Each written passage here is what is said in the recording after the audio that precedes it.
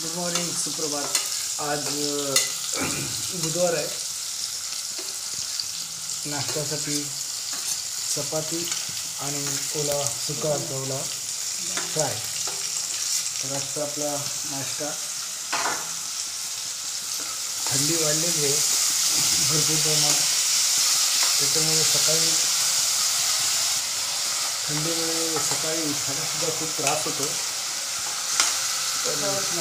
उठावंच लागतं. तर सुक्या गवळ्यासाठी आपण कांदा, टॅमॅटो, लसूण, मिरची हे सगळं कढईमध्ये टाकलेलं आहे. आता ते व्यवस्थित ढवळून घेणार. कांदा थोडा शिजून देणार आणि तो शिजल्यानंतर त्याच्यामध्ये सुका गवळा टाकून हे मीठ टाकलेलं आहे. मिठामुळे आता कांदा लवकर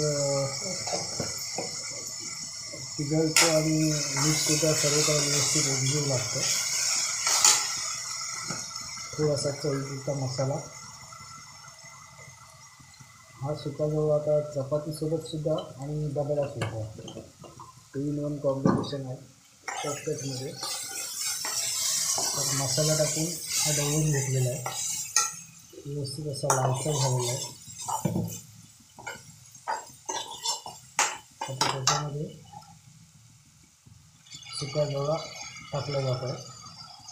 सुका गवळा थोडा शिजला की त्याच्यामध्ये चिंचेचं पाणी टाकलं जाईल, ज्याच्यामुळे त्याला आंबटपणा येईल आणि तो व्यवस्थित चवसुद्धा वाढेल त्याची. सुका गवळा एकदम फ्रेश आहे. जवळपास 320 रुपये किलो आहे.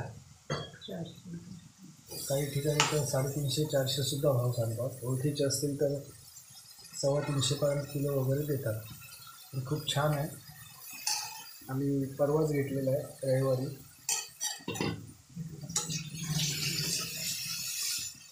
बघू शकता एकदम फ्रेश. महत्त्वाचं म्हणजे त्याच्यामध्ये जी काही समुद्राची रेती वगैरे असते तीसुद्धा नाही आहे किंवा कचरासुद्धा नाही. एकदम फ्रेश आहे. म्हणजे चांगल्या कपडावर वगैरे सुकत घातलेलं आहे, त्याच्यामुळे याच्यामध्ये घाण झाली आहे.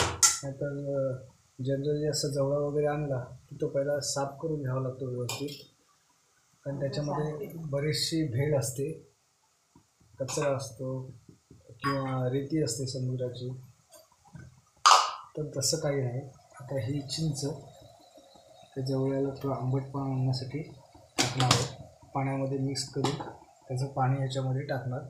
त्याच्यामुळे त्याचा थोडासा जो वैसपणा असतो मच्छीचा तो कमी होतो आणि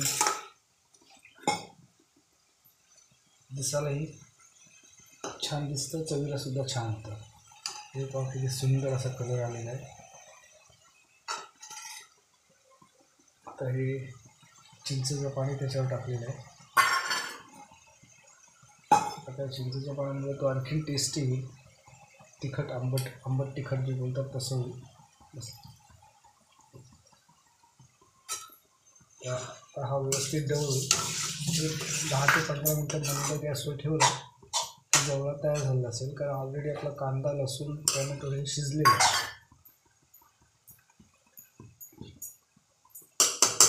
थोडासा काळसर असा कलर आलेला आहे.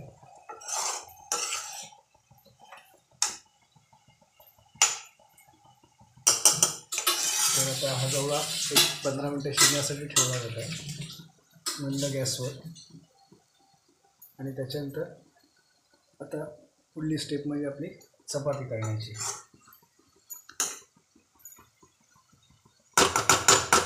त्याचं झाकण ठेवून हा मंद गॅसवरती शिजण्यासाठी ठेवलेला आहे. तर आपला सुका गवळा तयार झालेला आहे. व्यवस्थित शिजलेला आहे पूर्णपणे.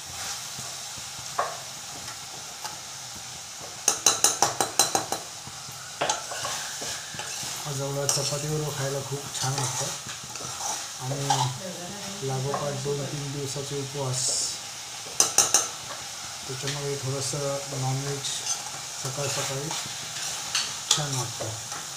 आंब्याच्या सीझनमध्ये जो कैऱ्यांचा आंब्याचा सीझन चालू होतो तेव्हा या जवळ्यामध्ये आंब्याची कैरी टाकली, कच्ची कैरी, तर आणखी याला टेस्ट येते, आंबटपणा येतो. मग त्यावेळेस चिंच टाकण्याची गरज पडत नाही, जरी टाकली तरी नॉर्मली, पण त्या आंब्याच्या कैरीला खूप छान चव येते आणि ती कैरीसुद्धा खायला खूप मजा वाटते, रुचकर लागते. तर आता आपण कढई बंद करणार आहोत गॅस आणि कढई उतरवणार आहोत गॅसवरून, कारण जवळ आपला तयार झालेला आहे. तर दुसऱ्या बाजूला मुलाला कॉलेजला जायचं वेळ जवळ आलेली आहे, 6:10 झालेली आहे. तर त्याच्यासाठी ही चपात्यांना सुरुवात झाली आहे. पहिल्या 4 ते 5 चपात्या लाटून भाजून तयार होतील, त्यानंतर आमच्या बाकीच्यांसाठी तयार केल्या जातील. तर अशा प्रकारे आज थोडक्यात आमचा नाश्ता आणि डबा होणार आहे. तर हा जवळा तुम्ही नक्की करून पहा आणि जेव्हा कधी आंब्याचा सीझन चालू होईल तेव्हा याच्यामध्ये कैरी टाकून ते नक्कीच करा. तर आपल्या चपात्या लाटून होत आहे, आता त्या भाजून मुलाची कॉलेजला जाण्याची तयारी.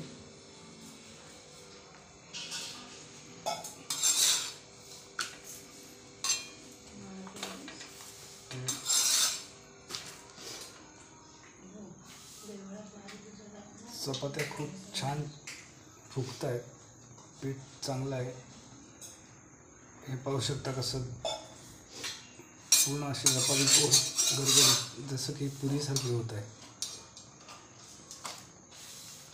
चपाती जेव्हा फुगत असते तेव्हा तिला शक्यतो कालथा मारू नये असं बोलतात, कारण त्याच्या आतमध्ये जी वाफ जाते त्याच्यामुळे ती ॲटोमॅटिक दोन्ही साईडून शिजत असते. तर अशी शिजलेली फुललेली चपाती बघायला खूप छान वाटतं.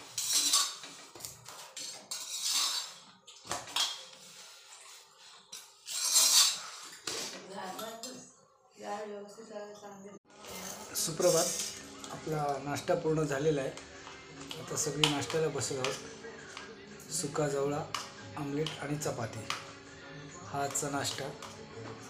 सुका जवळा खूप छान झाला, टेस्ट करून घेतलेली आहे आणि आता सर्वजण नाश्त्याला बसत आहोत. एकेकाच्या प्लेट्स लावल्या जात आहेत. तर आमच्या जवळा बनवण्याची पद्धत कशी वाटली आम्हाला कमेंट करून नक्की कळवा आणि आमच्या व्हिडिओला लाईक सबस्क्राईब करा. धन्यवाद. शुभ सकाळ.